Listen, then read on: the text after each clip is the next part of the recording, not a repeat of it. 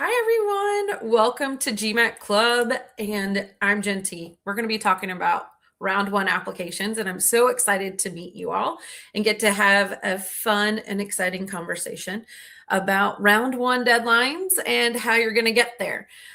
So just so we're clear that round one is 50 days away. So it's time, it's crunch time. And so we need to find our focus and be ready for this next step and submitting these applications. So we'll dive into the agenda in just a few minutes, but I wanted to quickly kind of make sure that you all know that you can post your questions in the comments section of this of the window. And if you have questions, please post them here. Otherwise, we're really excited for you to join and kind of buckle in. All right, so as we all know, round one is the first round that there is. And by nature, it actually has some really big advantages.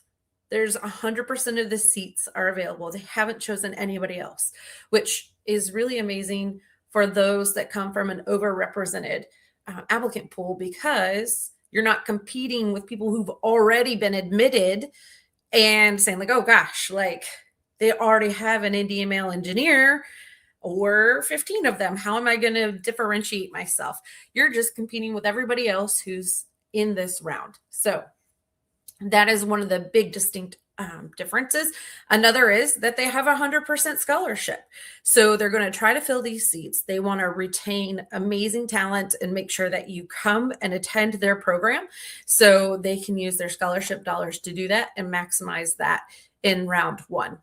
And then the other thing is that if you apply in round one, it also helps demonstrate that like they're your number one choice. They're the one that you chose to apply to, and not that they're a backup plan.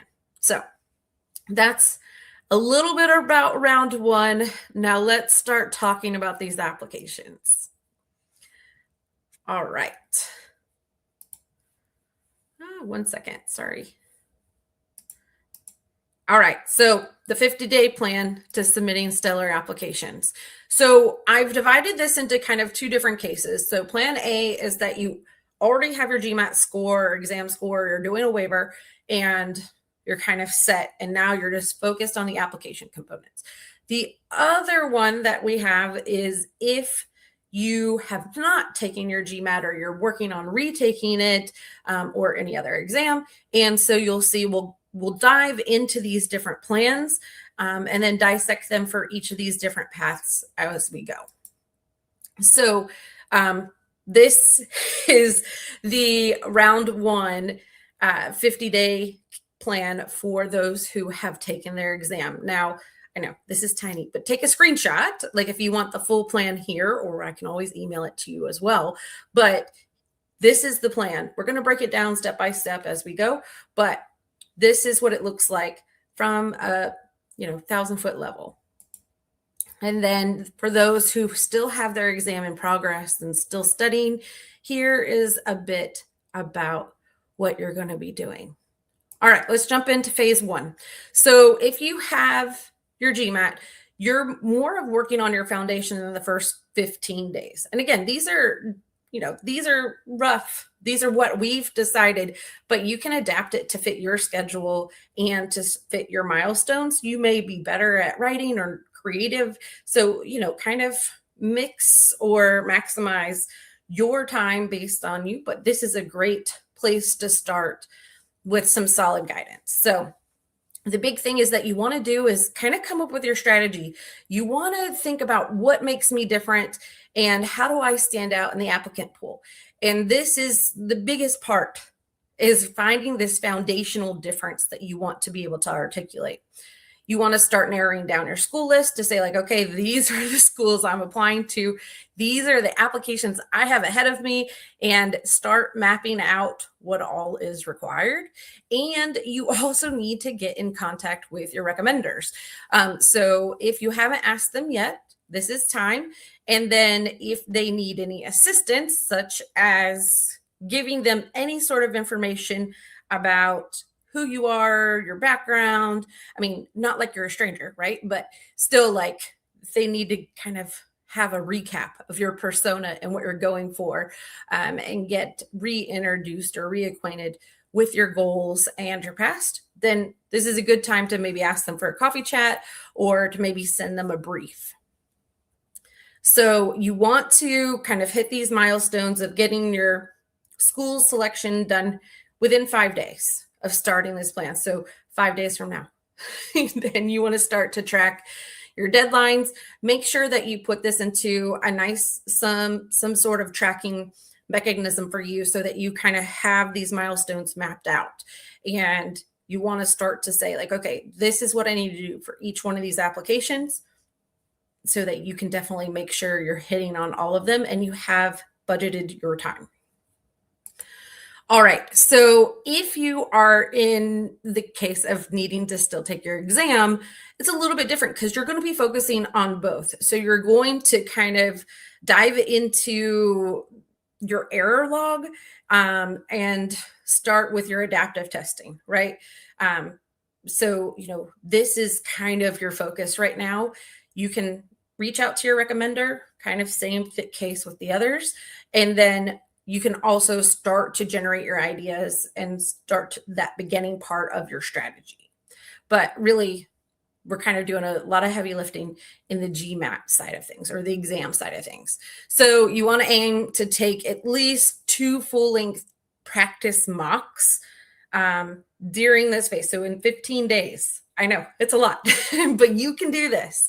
And then you want to be able to, reach out to your recommenders, give them what they need, and starting to write down some bullet points for what you want to get done with your application as far as your stories that you want to highlight.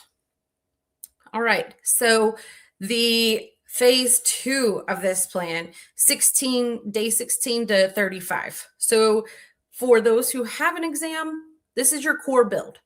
And you're going to work on that MBA resume.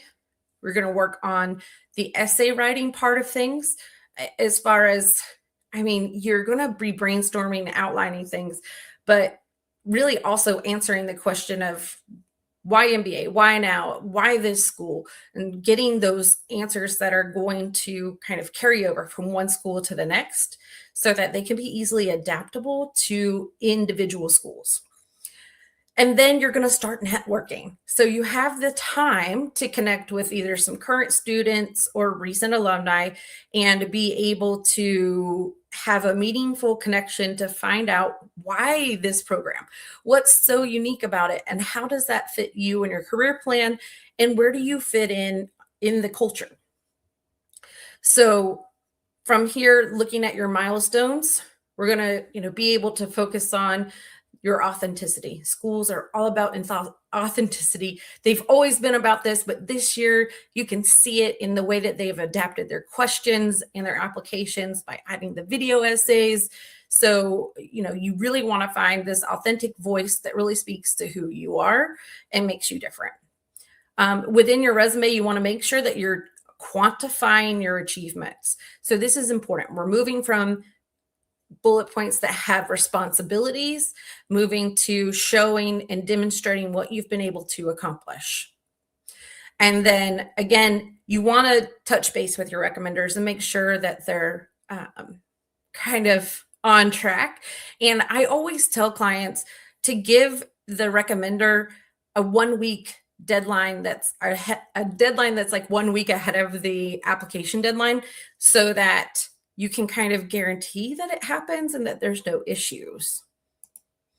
So while you're studying for your exam in Plan B, you will take your first exam.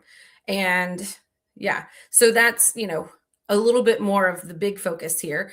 Then you're going to start working more focusing on your application components. So this is where you're going to step away from the test and start diving into these essays, going from the general to more specific. And so now you have this moment of figuring out if you've kind of hit your target score or scored enough to be able to continue towards round 1, or if maybe I need more time and I need to study more and I need to pivot to round 2. Or if you are gung-ho and being like, this is like round 1 is my absolute, then let's talk about the test waivers that a lot of these top schools are offering. I mean, like we're talking about Tuck, NYU, Cornell, Tepper, McCombs. Like there's a lot of schools in the top 20 that are offering waivers. And you can think about that, or even pivoting to the executive assessment, which is also accepted at a lot of schools, including Columbia, NYU, Darden, and some other top programs. So this is your point, right? Like go forward or pause. And then if you want to do a retake and think like, I'm steadfast, I need to take another exam. I know I've got it in me. I know I can gain enough points to really hit the target that I want. Then you need to do that with that exact 16-day window that the GMAT exam requires. And then on the application side, again, we're going from some raw ideas to moving into more solidified essays and getting a little bit closer to that final draft.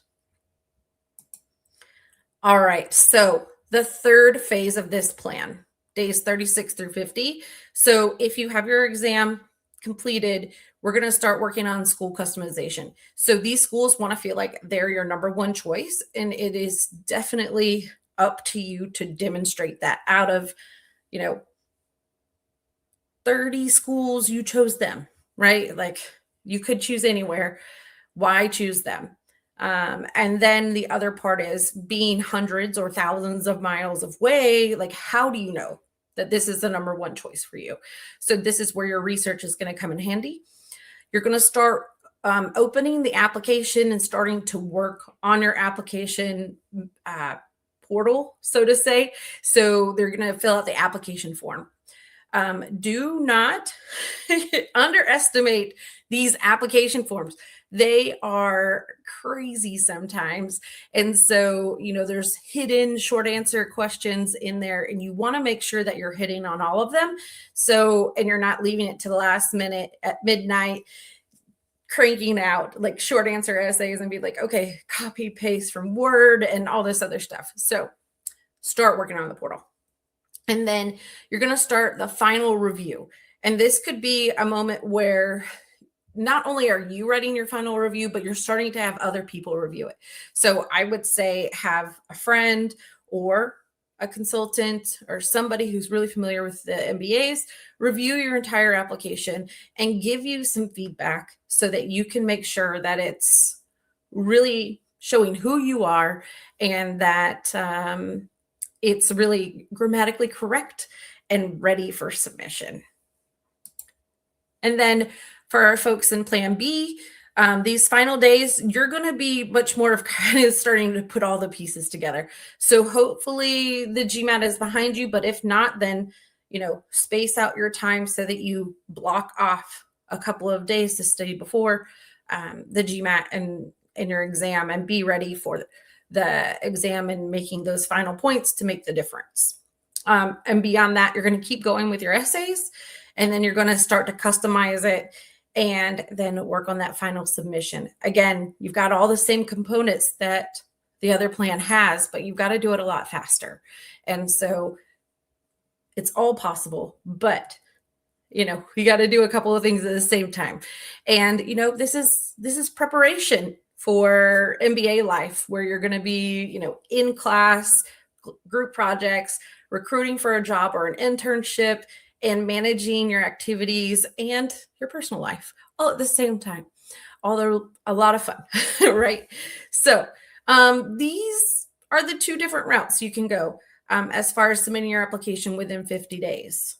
So I would say that the biggest kind of tips I can give you is to start as early as possible, like start today. And if that means I write down, what my map things out as far as when these things need to start happening, register for the exam, open the application portals so that you've got them kind of open and ready to sit down and maybe there's some parts that you can kind of fill in easily while you're watching a YouTube or sitting on the couch and taking a study break. So, open the portals. Then you want to make sure, again, that this is not a generic story. So a lot of people will think that I can use AI to help me expedite this process.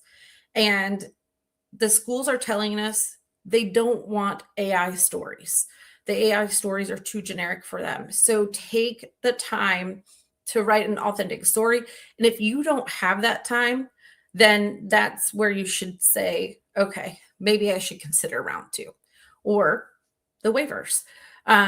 So, make a crucial decision because there's a lot involved here. You don't want to waste your effort or your money, right? Like applying to MBA programs is expensive. Between the exams and the application fees, there is some money invested in this process. And so if you're not going to be able to submit high quality applications, then this is that pivot point where you maybe start to think about waiting and applying to round 2. So again, have somebody else review this.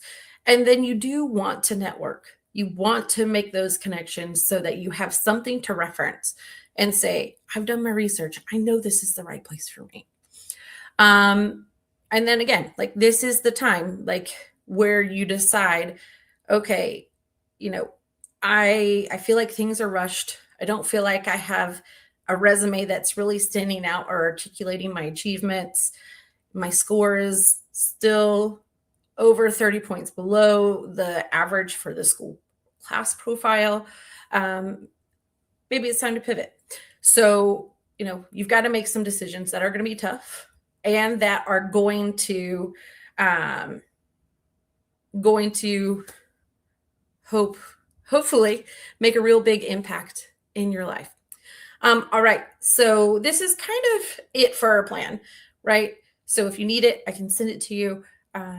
If you need help, that's what we do day in, day out. ARINGO MBA Admissions Consulting. We've been here for 20 years. That's what we do. So my information's here on the screen. I'm going to start to answer questions. If you have questions, please put them in the comments and we will get them answered. So the first question is, so Chicago Booth has changed their essays drastically this year. Instead of regular essays, we now have 4 short answers. Why this change, in your opinion, and how strict is the word limit? The word limit is the word limit. So I will say when I have been at the admissions table and people go over the word limit, we take that as a point of information that either you don't think that the rules apply to you or that you weren't able to figure out a way to be succinct enough to communicate your ideas. So follow those word requirements. There's got to be a way. And then as far as these different short answers, I think that they have developed them in a way that they are questions that you couldn't just feed into AI and get a generic answer.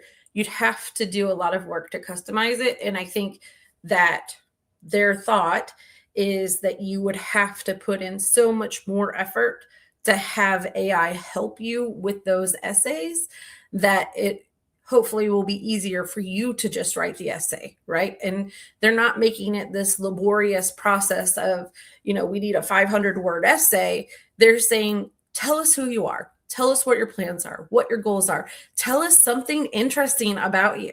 And you have different opportunities to showcase different parts of who you are. And I think that that's a big part of this change that they implemented. And I would say the same kind of thing has happened with Kellogg, but they did it via video, right? Like there's no way to beat the system or to use AI at this point to kind of do your videos for you. And I think that that's, really important. They really want the person who's applying to show up in the application and show up in person for orientation and in the classroom. When you're someone who has no connection to the world of finance and you're in a creative field but want to enroll in a master's program at a business school, I'm an advertising professional. Is it realistic? Well, I think it depends on which master's program you're applying to. So if you're wanting to apply to like a master's in management or a master's in marketing, sure, I think that it's fantastic. If you're wanting to pivot into finance, you really have to have that connection for them. You have to tell them why.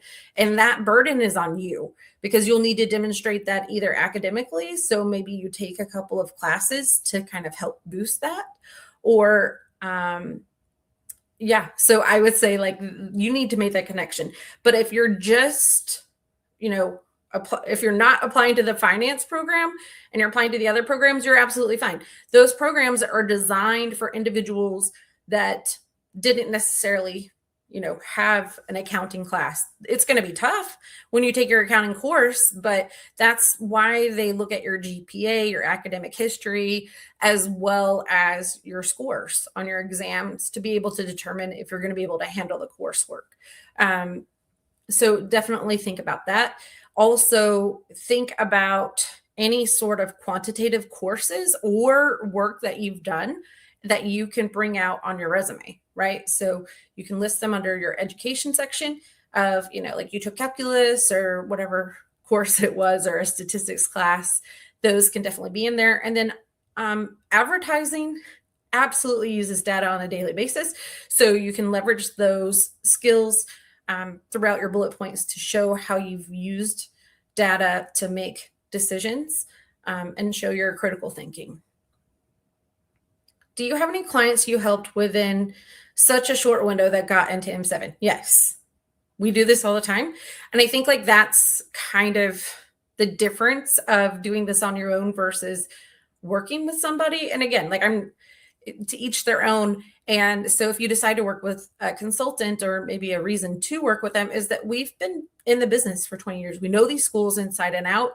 So you have somebody to, I don't want to say like be an accountability buddy because it's so much more than that, but you've invested in, it's almost like a gym membership, right? Like, or like a personal trainer, right? Like you need the help and the technique to get to that end result.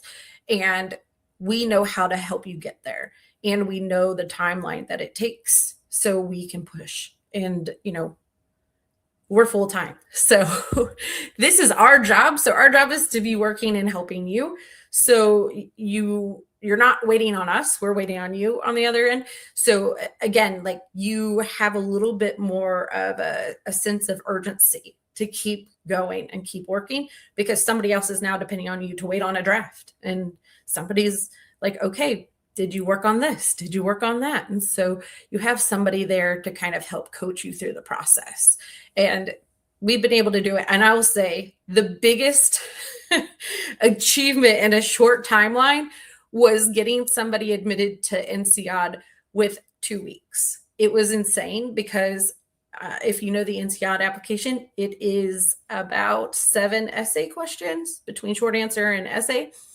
And it was quite the feat, but it was crazy and intense, but it all worked out, like where they got the interview and then the invite. And it was, I don't want to say it's a case study, so to say, but it's definitely a proud moment to be able to get them admitted. And also this happens with M7, but I reference INSEAD because it's one of the longest applications there is. All right. Max says, no finance. I wanted the marketing or international business. Perfect. Yeah, you'll be fine with applying to the master's in marketing or international business without any hesitation from the AdCom there. All right. I guess that's it for today. But if you, again, have questions, I'm here to answer them. Please reach out via the link that was shared in the chat, or you can always reach out to me personally. Oh, one more question. Is the GMAT score more important than the application essay or the profile when applying to scholarships? So schools look at scholarship based, most of the time they're going to call it based on merit. And so merit is anything that helps increase their school rankings. So diverse background, interesting or strong employer that you're coming from, GPA, school that you're coming from, or your exam score. So those are the things that really bring merit. The other thing would be sometimes there's just somebody who just feels so like they click and this is the right fit for them. So, sometimes that's enough merit in itself for them to say, like, we really want this person here and we're going to give them scholarship for it. All right. So I think that is all. So thank you everybody for joining us today. Look forward to seeing you guys and hearing from you soon.